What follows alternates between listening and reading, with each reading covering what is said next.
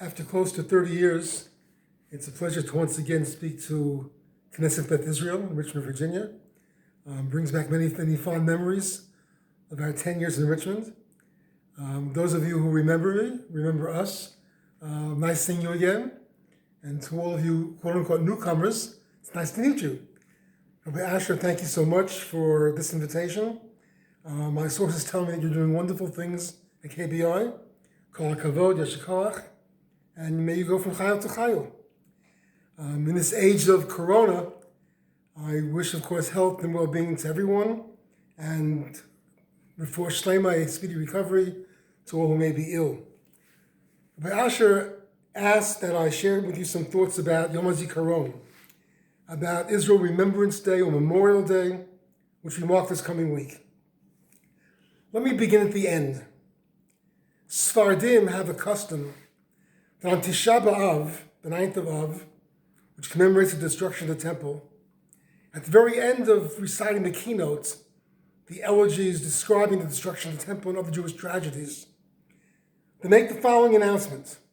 They say in Hebrew, it has been X amount of years since the destruction of the temple. May God help us to speedily rebuild the temple in our days. This tradition of marking how many years since the destruction has been adapted in many synagogues in Israel on Yom HaTzmaut. At the end of the Yom HaTzmaut evening service, which would be this coming Tuesday night, an announcement is made. It has been 72 years since the rebirth and the rebuilding of an independent Jewish state in Eretz Yisrael, in the land of Israel.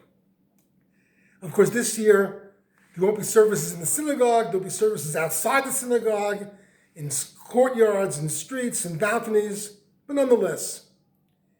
But before we get to Yom HaTzmaut, we have a long and arduous path to travel, and that is Yom HaZikaron, Israel Remembrance Day or Memorial Day.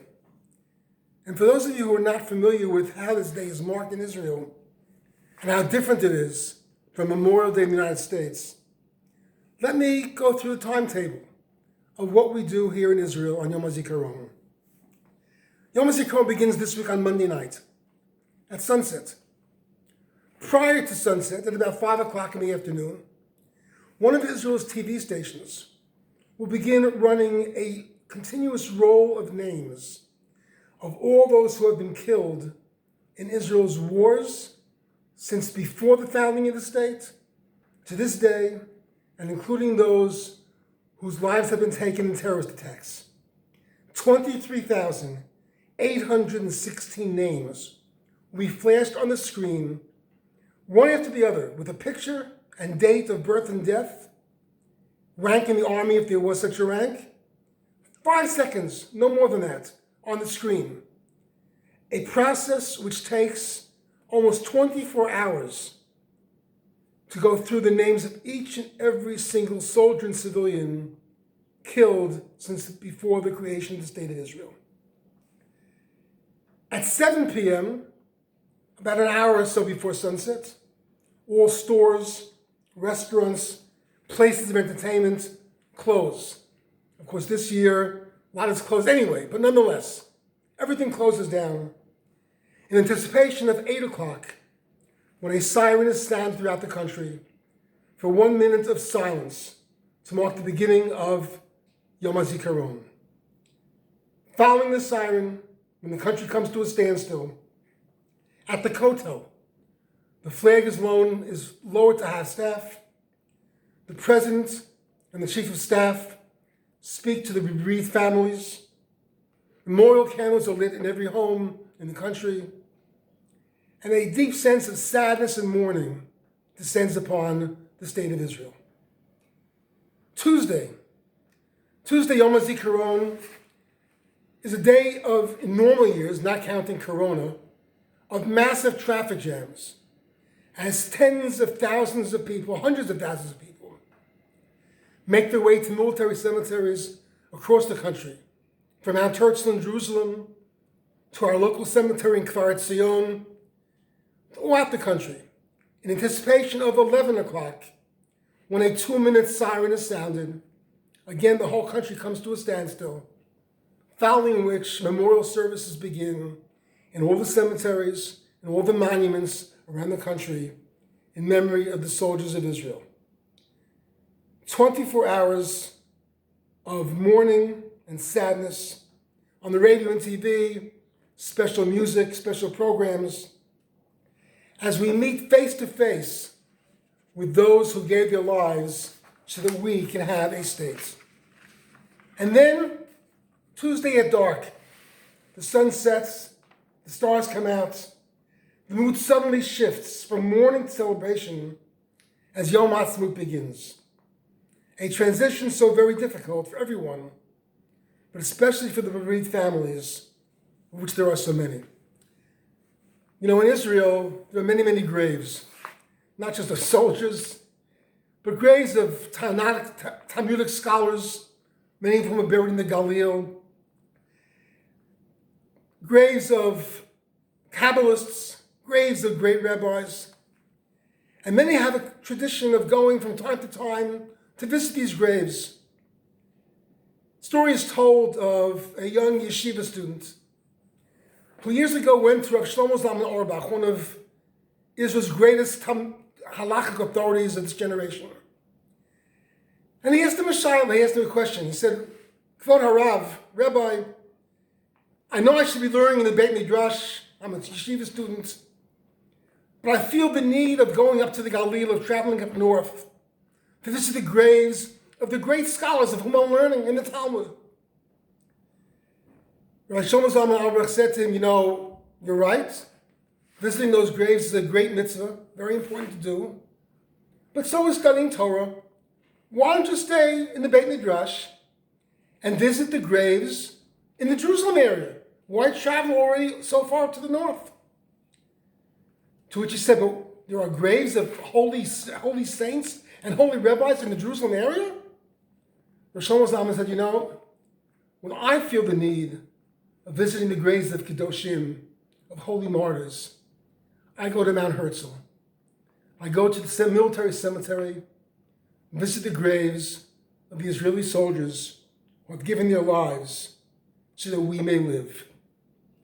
If you feel the need of visiting a cemetery, of visiting graves of tzaddikim, it's just a short bus ride away. Go to Mount Herzl. A personal story. Our oldest daughter, Batya, is married to a young Israeli man named Yonatan. Yonatan had a brother named Aviad, who was killed some 20 years ago while commanding an armored personnel carrier not far from where we live. Each year on his yahrzeit, which is just a few days after Pesach, the family and friends gather at Mount Herzl, where he's buried, for a memorial service in his memory. This year, last week, just after Pesach, in light of Corona, the only people who could be at the cemetery were his parents. And through the wonders of Zoom, we all saw the ceremony that took place. And we couldn't help but feel the sadness, not just of the event itself, which is a sad event every year, but this year just seeing the two of them alone at the grave of their son. How very moving and difficult it was.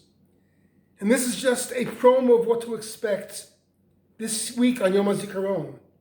Because of Corona, all the cemeteries will be closed. People will not be allowed to travel to visit the graves of their loved ones for fear of infecting or being infected. And so people will have to remember their loved ones at home, in the privacy of their homes, alone, with no friends, no family.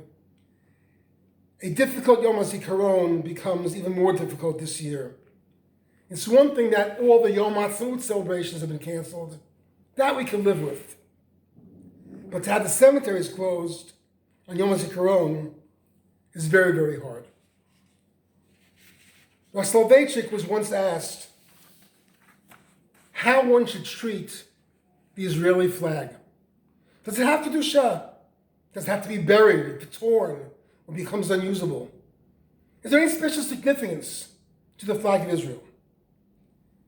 The Rav, who did not really believe much in ceremonies and symbols, said the following in one of his addresses, and I quote, "At first glance, a flag has no place in halakha and no real significance in Jewish life. It seems, however, that there is indeed a halakha in Yoredeya that relates to the importance of the flag.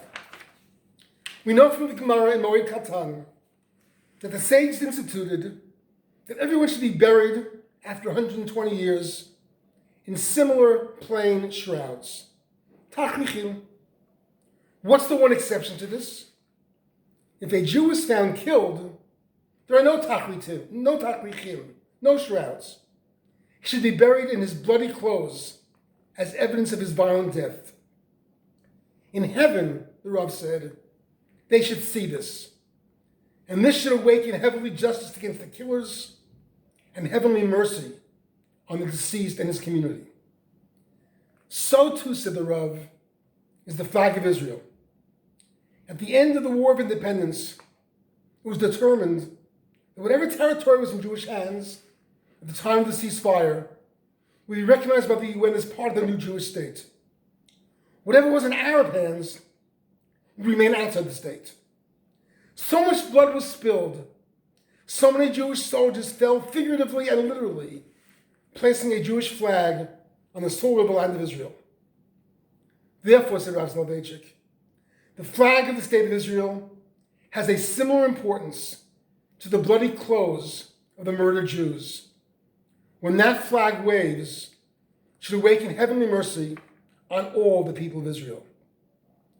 The Rav further said, how much more so of the blue and white flag, which has been immersed in the blood of thousands of young Jews who fell in the wars of Israel, defending the country and the population, religious and irreligious alike. It has a spark of sanctity, of Kedusha, that flows from devotion and self-sacrifice. We therefore are all enjoined to honor the flag and to treat it with respect.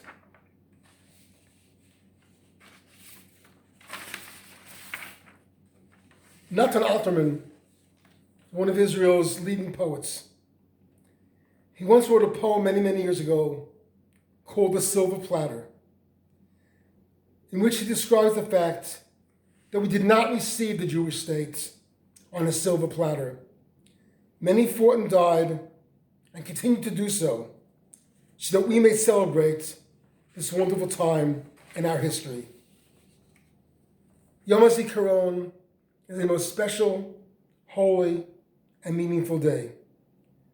We hope this year, together with everything else, that Corona will disappear, that our celebrations of Yom HaAtzmaut will take place despite the situation in which we find ourselves, that Yom HaZikaron this year will be even more meaningful than it is every year. I want to thank once again Rabbi Asher for the privilege of speaking to the wonderful people of KBI. I just would like to conclude with quoting from words we read in the Haggadah just a short time ago. And this kind of summarizes both Yom HaZikaron and Yom HaAtzmaut. Lefichach אנחנו חייבים להודות, להלל, לשבח, לפאר, לרומם, להדר, לברך, להלל ולקהלס. Therefore, it is our duty to thank, to laud, to praise, to glorify, to exalt, to adore, to bless, to elevate.